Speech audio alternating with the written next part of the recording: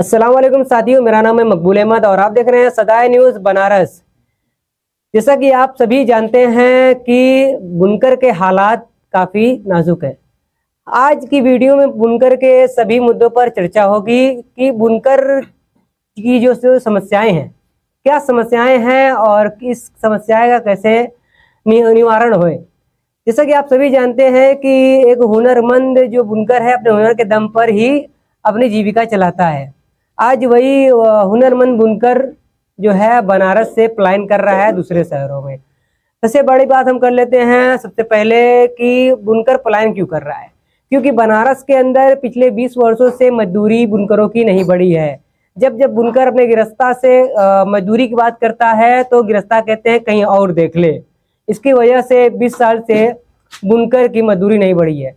दूसरी चीज ये है कि बुनकर जो गिरस्ता तबका है, ये बुनकर का जो कारोबार है, जो साड़ियाँ तैयार होती है उनको उधारी पर बेचता है। 6-6 महीने की उधारी पर बेचता है, जिसकी वजह से वो खुद व्यापारी से रेट नहीं बढ़वा पाता। बुनकर कभी भी डिमांड के हिसाब से माल नहीं देता, बल्कि अपनी हिसाब से माल देता है कि हमारा माल रख लीजिए, भले से आप 6 महीने का पेमेंट कर लीजिए। इस 6 महीने के और 4 महीने के पेमेंट के हिसाब से आज बुनकर गिरस्ताओं के साथ व्यापारियों द्वारा शोषण हो रहा है। कई गिरस्ता अपना पैसा लाखों रुपया कई व्यापारी क्या दे चुके हैं और कुछ व्यापारी ऐसे हैं जो भाग भी चुके हैं।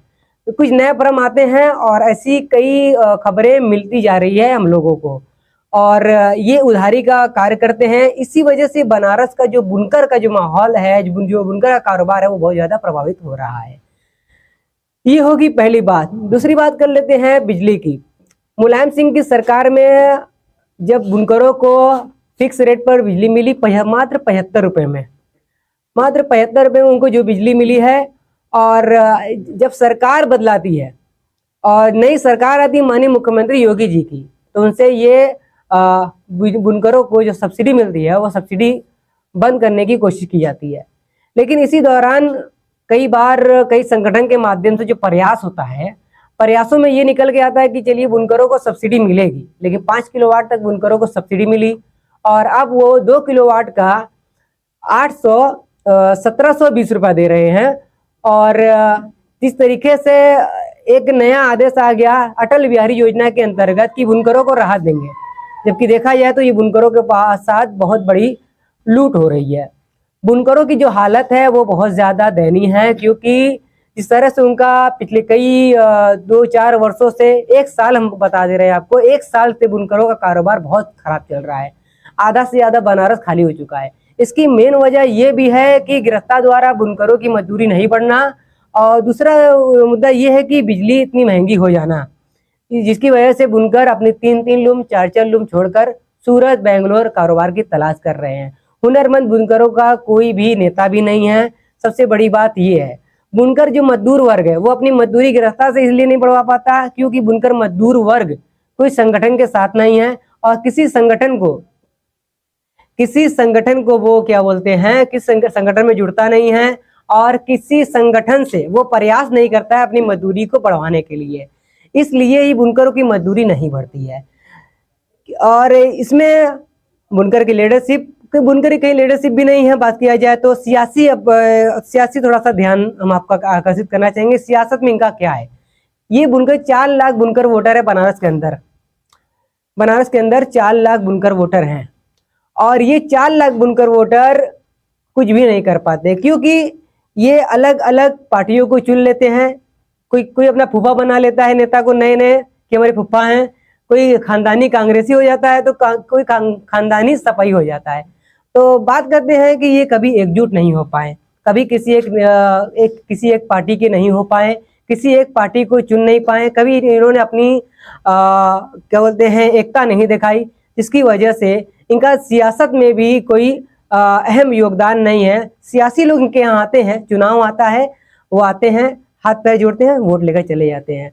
अगर ये बुनकर एक हो जाए तो कहीं ना कहीं एक बड़ी वोट बैंक है बुनकर, और अपने वोट के दम पर भी अपनी बातों को जमीन से लेकर सांसद तक अपनी बातों को बढ़ा सकते हैं और अपनी जो भी मांगे हैं उसको पूरी करवा सकते हैं। लेकिन अफसोस की बात यह है कि बुनकर के पास ना सियासी लीडरशिप है और ना ही एक बुनकर मजदूरा वर्ग के पास एक बुनकर का संगठन। वैसे तो बुनकर का बहुत संगठन है, बुनकर का बनारस के अंदर कई संगठन है और अब इन संगठन जितने भी संगठन है उस संगठन से मजदूरा वर्ग जुड़ा नहीं।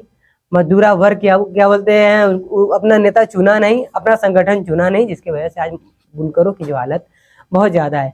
और तीसरी बात, हम इस वीडियो को थोड़ा समाप्त करने के कगार पर आ गए हैं और हम थोड़ा देर में आगे की बात हम आपको बताते हैं कि और क्या है।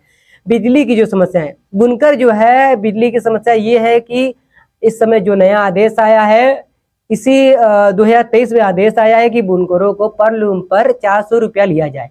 बनारस के कजाकपुरा में बनारस के जो भी विद्युत विभाग हैं उनमें बुनकरों से किलोवाट के हिसाब से पैसा लिया जा रहा है, जबकि इसमें कई संगठन बराबर प्रयास कर रहे हैं।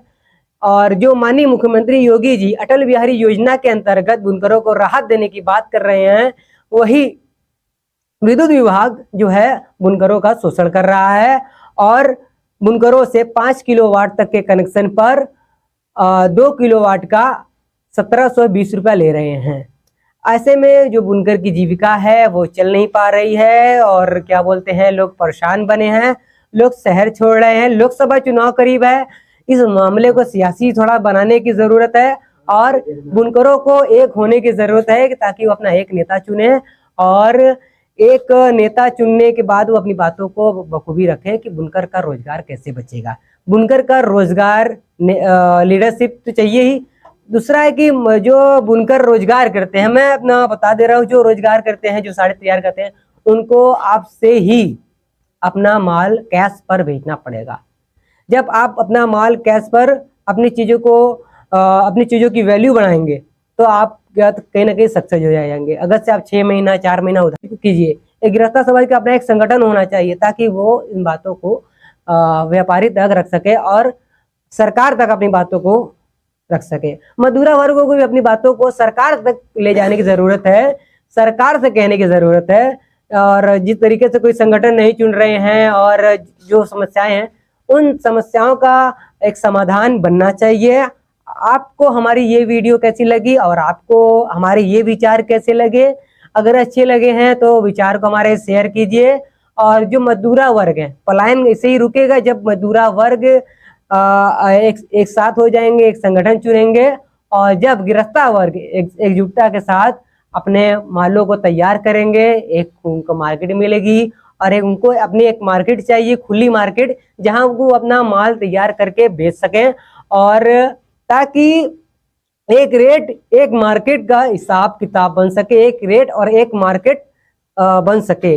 इसके लिए ये भी जरूरी है आने वाले लोकसभा चुनाव में आप इन मुद्दों पर कार्य करें कि एक मार्केट आपकी जरूरत है जिससे कि बनारस का जो है कारोबार जो बच सके। और बनारस साड़ी जो बनारस नहीं पूरे देश भर में मशहूर है और जिसकी पूरे देश भर में मांग है, वो एक जो पहचान है वो पहचान बुनकरों के बीच बनी रहे। हुनरमंद बुनकर है, कहीं ना कहीं इसमें शिक्षा की भी कमी है, अशिक्षित होने की वजह से ही बुनकरों का शोषण बहुत ज्यादा हो रहा है। तो मिलते हैं अगली वीडियो में और हाँ, वीडियो अच्छी लगी तो लाइक सब्सक्राइब शेयर करें और कमेंट करके जरूर बताएं कि मुझे या जो भी बातें कही उसमें आपकी क्या प्रतिक्रिया रहती है, क्या राय रहती है, आप कमेंट बॉक्स में दे सकते हैं। अस्सलाम वालेकुम।